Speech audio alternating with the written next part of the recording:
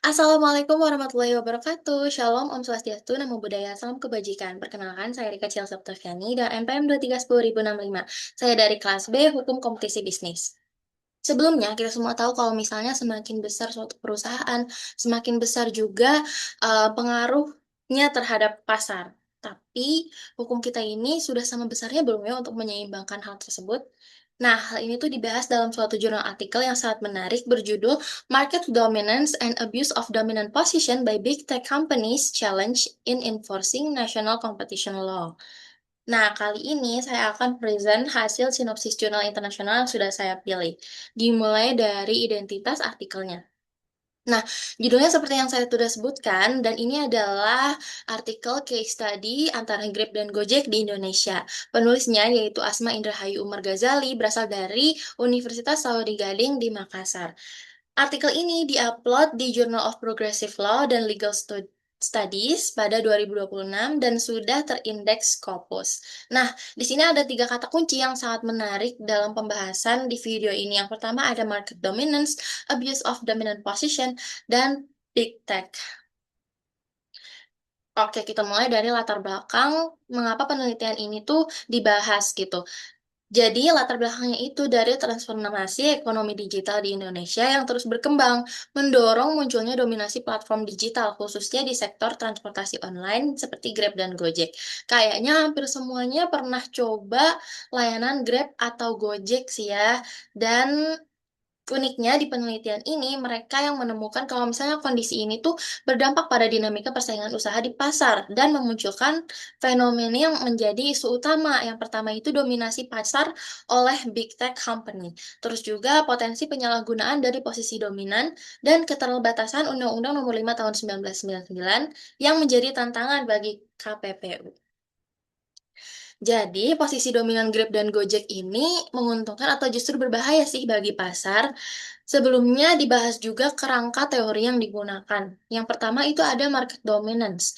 Posisi dominan konsepnya ini dalam kompetisi bisnis di pasal 25 Undang-Undang Nomor 5 Tahun 1999. Dan juga ada abuse of dominant position in the digital age. Penyalahgunaan posisi dominan seperti predatory pricing, diskriminasi, dan perjanjian eksklusif. Dan juga dalam konteks digital itu ada network effects, data sebagai kekuatan pasarnya, dan two-sided market. Metode penelitian ini itu menggunakan yuridis normatif dengan pendekatan kualitatif. Fokusnya itu dianalisis dari norma hukum, prinsip hukum, doktrin, sama putusan lembaga peradilan. Jadi ini tuh tentang persaingan usaha di sektor digital dengan data yang diambil itu bahan hukumnya ada sekunder, primer, dan juga studi kepustakaan. Kalau pendekatannya itu ada beberapa. Yang pertama itu pendekatan perundang-undangan, menganalisis peraturan terkait, yaitu Undang-Undang Nomor 5 Tahun 1999 itu sendiri. Terus secara konseptual itu mengkaji doktrin dan teori hukum.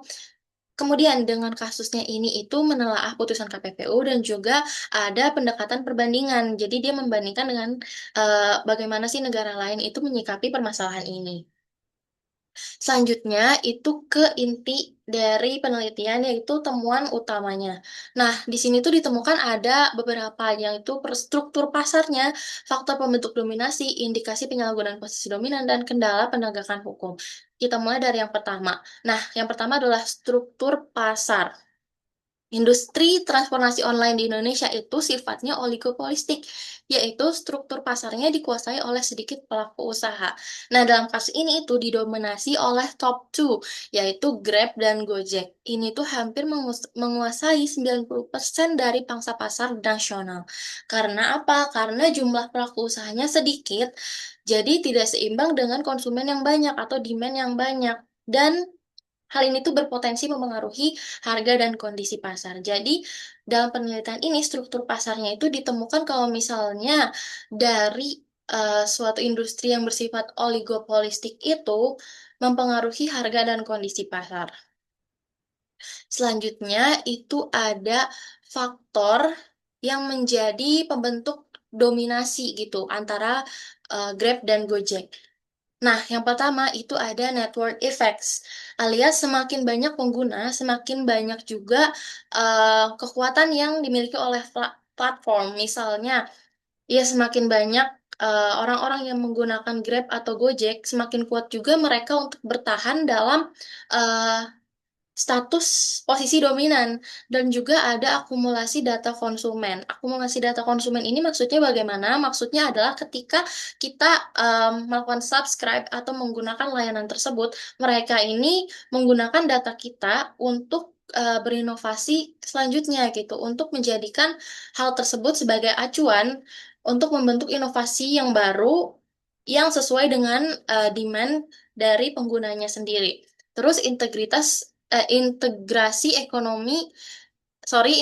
ekosistem digital. Jadi maksudnya adalah layanan saling hubung. Dari akumulasi data yang dilakukan terhadap konsumen itu dilakukan inovasi yang akhirnya membuat layanan saling hubung. Contohnya, misalnya kayak awalnya di Gojek itu cuma ada layanan motor dan mobil, tapi karena mereka mengakumulasi data konsumen, mereka melihat ada peluang gitu membentuk layanan lain, misalnya kayak yang sekarang sudah ada layanan antar pesan antar makanan, terus ada layanan kirim-kirim barang, ada layanan em, beli-beli barang gitu, seperti di aplikasi-aplikasi lain. Jadi mereka kumpulkan dalam satu aplikasi oleh suatu perusahaan itu, sehingga menjadikan dia tetap menjadi dominan gitu. Dan selanjutnya, itu yang paling penting ada financial strength, di mana sorry. Dan di mana hal ini tuh berdasarkan modal atau ekspansi teknologi. Jadi kalau misalnya suatu perusahaan itu sudah tegak berdiri, sudah ada modal, sudah bisa melakukan ekspansi teknologi lebih luas, tentu dia bisa mempertahankan posisi dominannya. Dan ini tuh buruknya menciptakan barriers to entry alias em, hambatan masuk bagi yang baru.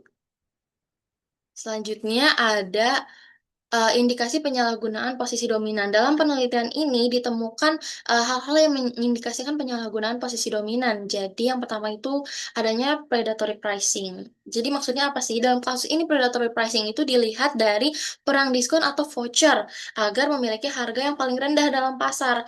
Pasti kita khususnya mahasiswa nih sebagai konsumen sebagai konsumen atau pengguna Grab atau Gojek itu pernah membandingkan antara kedua aplikasi tersebut mana yang paling rendah. Dan ini ternyata adalah predatory pricing karena mereka itu berperang mana sih yang paling menguntungkan bagi konsumen gitu sehingga konsumen itu tetap mau menggunakan layanan tersebut. Selanjutnya ada perjanjian eksklusif. Mereka ini telah melakukan perjanjian eksklusif dengan em, perusahaan-perusahaan lain gitu untuk menciptakan keuntungan tentunya. Misalnya kalau Gojek itu pernah melakukan kerjasama dengan PT jasa pengiriman barang dan itu juga me- menyinggung terhadap indikasi selanjutnya yaitu diskriminasi mitra atau driver-driver. Jadi kalau misalnya driver yang tidak mau bekerja sama dengan perjanjian eksklusif itu, mereka itu mendapat diskriminasi, misalnya kayak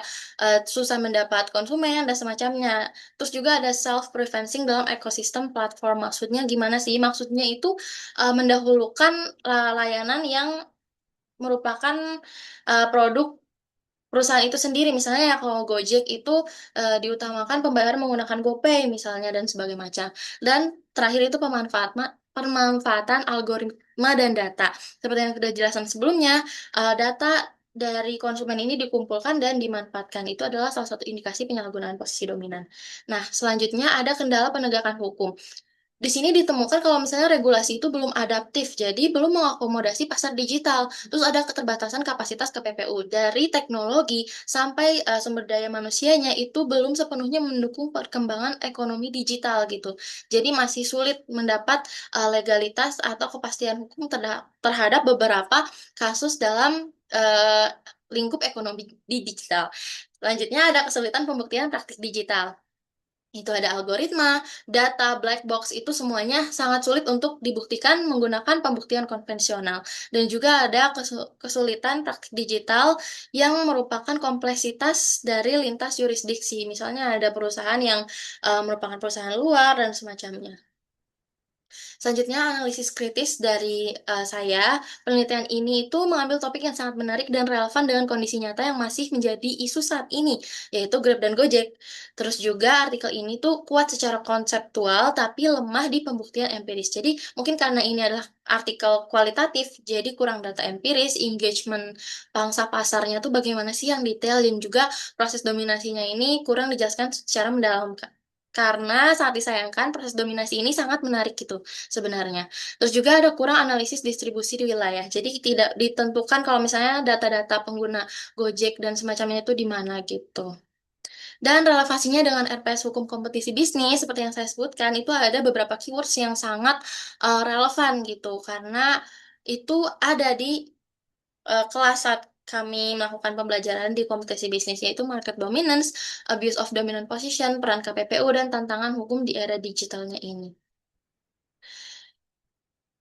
Nah, kesimpulannya, industri transformasi online di Indonesia itu masih menunjukkan struktur pasar yang oligopolistik dan didominasi oleh Grab dan Gojek sebagai top two.